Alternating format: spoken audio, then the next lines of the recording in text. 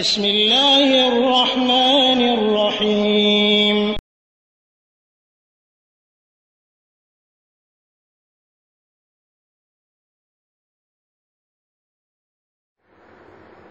ওয়ালাইকুম আসসালাম রহমতুল্লাহি ওয়া বারাকাতুহু। হ্যাঁ ভাইজান, আপনার প্রশ্নটি শুনলাম। জিজ্ঞেস করেছেন আমি কেমন আছি। আলহামদুলিল্লাহ, আল্লাহ ভালো রেখেছেন। মহান রব্বুল আলামিন ভালো রেখেছেন তার অশেষ মেহেরবানিতে। আলহামদুলিল্লাহ আউয়ালান ওয়া আখিরান। আশা করি আপনিও ভালো আছেন।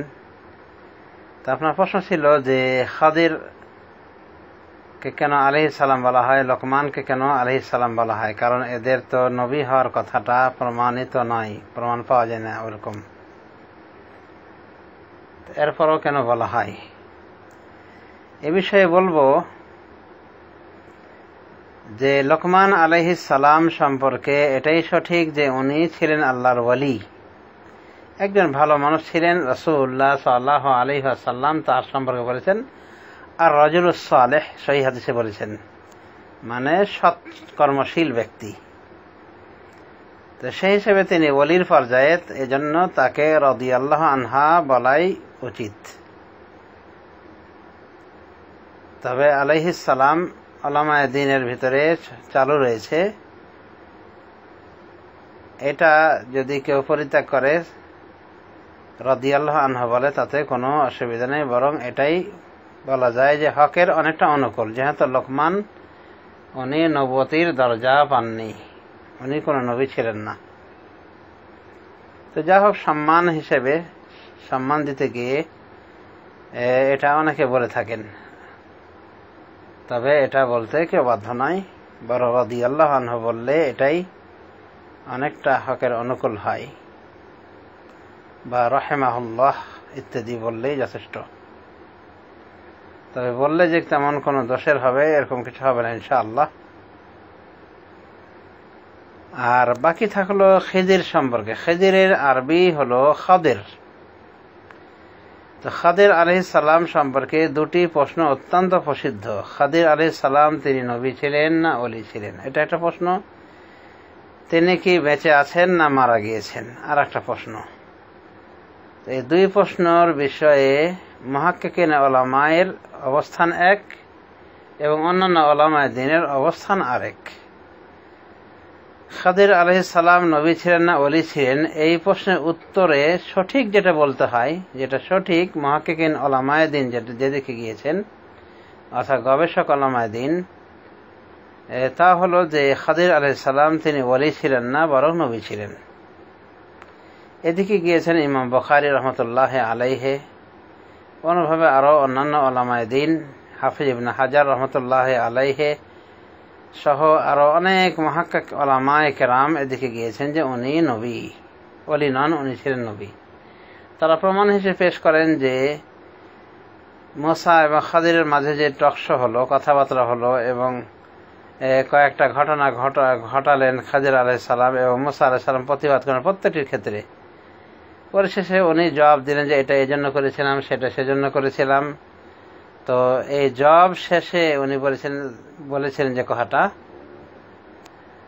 সেটা হলো আমা ফাআলতু আন আমরি, আমি এই কাজগুলি কিন্তু আমার নিজের নির্দেশনায় করিনি, আমার নিজের পক্ষ থেকে করিনি, মানে আল্লাহর নির্দেশ পেয়ে উনি করেছিলেন। তো এটা সাধারণত নবীর ঘটনা, নবীদের শান, যে নবীদেরকে আল্লাহ আদেশ নিষেধ করেন, তারা সেই আদেশ নিষেধের ভিত্তিতে পরিচিত হন। তো এইভাবে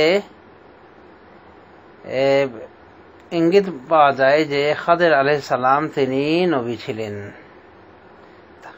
তাকেও আল্লাহ ওহী করেছিলেন। তবে তিনি মুসা আলাইহিস সালামের সমসাময়িক নবী ছিলেন, তিনি এক এলাকার নবী, উনি আর এক এলাকার নবী ছিলেন। সুতরাং ওনার নবুয়ত যেহেতু প্রমাণিত হয়ে গেল এবং মুহাক্কিক উলামায়ে দ্বীন তাকে নবী বলছেন, আর নবীকে আলাইহিস সালাম বলাটা এটা মোটেও দোষণীয় নয়, বরং এটা তাদের হক, যে তাদের শানে বলতে হবে আলাইহিস সালাম বা আলাইহিস সালাত ওয়াস সালাম বা সাল্লাল্লাহু আলাইহি ওয়াসাল্লাম। কাজেই কোন আপত্তির এখানে কিছু থাকে না। খাদির আলাইহিস সালামকে আলাইহিস সালামই বলা উচিত। বাকি ছাড়া লোকমান আলাইহিস সালামের বিষয়টি তার সম্পর্কে আলাইহিস সালাম না বলে যদি রাদিয়াল্লাহু আনহু বলা হয়, রাহিমাহুল্লাহ বলা হয়, কোনো ব্যাপার না। খাদির আলাইহিস সালাম সম্পর্কে প্রাসঙ্গিক কর্মে আরো বলা যায় যে উনি কি বেঁচে রয়েছেন নাকি মারা গিয়েছেন, আল্লাহ নবীর জামানায় পাননি। এ বিষয়ে যেটা সঠিক তথ্য হলো এই যে উনি মারা গিয়েছেন। আগে কি বলা হলো যে উনি নবী ছিলেন কি ওলি ছিলেন, এ মর্মে সঠিক উত্তর হলো যে উনি নবী ছিলেন। এমনকি হাফিজ ইবনে হাজার উদ্ধৃতি করেছেন তার ফাথুল বারীতে আরো বিভিন্ন জায়গায় যে জিন্দেকির মানে বেদিনীর প্রথম গিরা খুলবে, মানে নাস্তিকতার প্রথম গিরা খুলবে যখন এই বিশ্বাস করা হবে যে খাদির আলাইহিস সালাম তিনি নবী ছিলেন। কারণ বিদাতি সুফিরা তারা খাদির আলাইহিস সালামকে ওলি প্রমাণ করার পরে তারা বলতে চায় যে দেখো দেখো ওলির মান বেশি নবীর থেকে, এই জন্য তো মুসা আলাইহিস সালাম নবী হওয়ার পরও ওলির শরণার্থী হয়েছেন, ওলির কাছে তাকে শিখতে হয়েছিল। তো এরকম একটা বেদিনী কথা, এই কথার মানে দরজা উন্মুক্ত হয় খাদির আলাইহিস সালামকে ওলি বলার ক্ষেত্রে। পক্ষান্তরে তাকে নবী বললে আর এরকম বেয়াদবির কোনো মানে অবকাশ থাকে না। আর আসলেই একজন নবী ওলির কাছে শিক্ষা নিতেই পারেন না, কারণ কোনো সন্দেহ নাই যে একজন নবী তিনি নবী হওয়ার কারণে যে কোনো ওলি থেকে পাওয়ারফুল। অতএব হতেই পারে না যে উনি নবী হওয়ার পরে একজন ওলির কাছে শিক্ষা নিয়েছেন, বরং এই শিক্ষা ছিল একজন নবীর শিক্ষা অন্য একজন নবী থেকে। আর খাদির বেঁচে আছেন কি মারা গিয়েছেন, এ বিষয়ে সঠিক কথা হলো যে খাদির আলাইহিস সালাম বহু আগেই মারা গিয়েছেন। কারণ উনি যদি বেঁচে থাকতেন তাহলে তার উপরে ফরজ ছিল রাসূলুল্লাহ সাল্লাল্লাহু আলাইহি ওয়াসাল্লামের আনিত ধর্মকে ফলো করা, রাসূল সাল্লাল্লাহু আলাইহি ওয়াসাল্লামের হাতে হাত রেখে বায়াত করা এবং রাসূলুল্লাহ সাল্লাল্লাহু আলাইহি ওয়াসাল্লামের সাথে যুদ্ধ, জিহাদে, হজ্জে, উমরায় যাওয়া।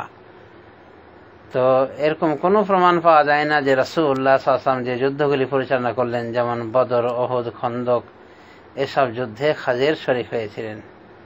অথচ খাদিরের কোনো উপায় ছিল না, উনি যদি বেঁচে থাকতেন তার উপস্থিত হওয়া ছাড়া এবং রাসূলুল্লাহ সাল্লাল্লাহু আলাইহি ওয়াসাল্লামের হাতে হাত মিলিয়ে বায়াত করা ছাড়া কোনো উপায় ছিল না। কারণ আল্লাহর নবীর আবির্ভাবের পর, নবুয়ত প্রাপ্তির পর অন্য কোনো নবীর কার্যকারিতা থাকে না, শেষ হয়ে যায়। রাসূলুল্লাহ সাল্লাল্লাহু আলাইহি ওয়াসাল্লাম বলেন, লাউ কানা মূসা হাইয়ান ওয়া আদরাকা নবুওয়াতি মা ওয়াসিআহু ইল্লা ইত্তিবাই। যদি মূসা আলাইহিস সালাম পর্যন্ত জীবিত থাকতেন এবং আমার নবুয়ত পেতেন তাহলে তারও আমার অনুসরণ করা ছাড়া কোনো পথ ছিল না। এভাবে রাসূলুল্লাহ সাল্লাল্লাহু আলাইহি ওয়াসাল্লাম মুসনাদ আহমদের হাদিসে বলেছেন, হাদিসে মিশকাতেও বিধৃত হয়েছে। তো মূসা আলাইহিস সালাম যদি বেঁচে থাকতেন তো তারও কোনো অবকাশ ছিল না আল্লাহ নবীর অনুসরণ ছাড়া। মানে আল্লাহ নবীর পর্যন্ত যদি বেঁচে থাকতেন, আল্লাহ নবীর কাল পর্যন্ত, তাহলে তার আল্লাহ নবীর অনুসরণ ছাড়া কোনো পথ ছিল না। তো যদি তাই হয় তাহলে খাদিরেরও কোনো পথ ছিল না, খাদির যদি বেঁচে থাকতেন। কিন্তু খাদির যে বেঁচে ছিলেন না এটাই প্রমাণ যে উনি বায়াত করেননি, যুদ্ধ জিহাদে রাসূলুল্লাহ সাল্লাল্লাহু আলাইহি ওয়াসাল্লামের সাথেই হয়ে শরীক হননি। এটাই বড় প্রমাণ যে খাদির আলাইহিস সালাম অনেক আগেই ইন্তেকাল করেছে, মারা গিয়েছেন। তবে বিদআতপন্থীরা তাদের কিতাবের ভিতরে খাদিরের অনেক কল্পিত গল্প জুড়ে দিয়েছে। তো এই সমস্ত বিদাতীদের কল্পিত কথাতেই খাদিরের বেঁচে থাকার অস্তিত্ব পাওয়া যায়। তাছাড়া আসলে খাদির আলাইহিস সালাম মৃত্যুবরণ করেছেন, এটাই মুহাক্কিক উলামায়ে দ্বীনের অভিমত, যাদের মাঝে রয়েছেন হাফিজ ইবনে হাজার রহমতুল্লাহ আলাইহি এবং তারও অনেক পূর্বে ইমাম বুখারী রহমতুল্লাহ আলাইহি এবং আরও অন্যান্য মুহাক্কিকিন উলামায়ে কেরাম,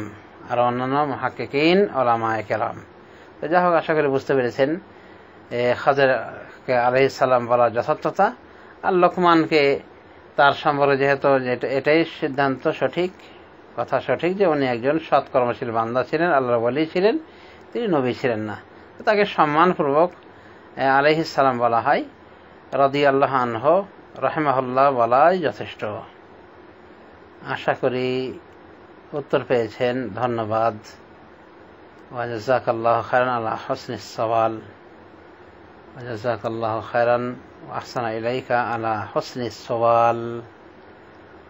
ওয়া সাল্লাল্লাহু আলা নবিয়িনা মুহাম্মদ ওয়া আলা আলিহি ওয়া সাহবিহি আজমাইন।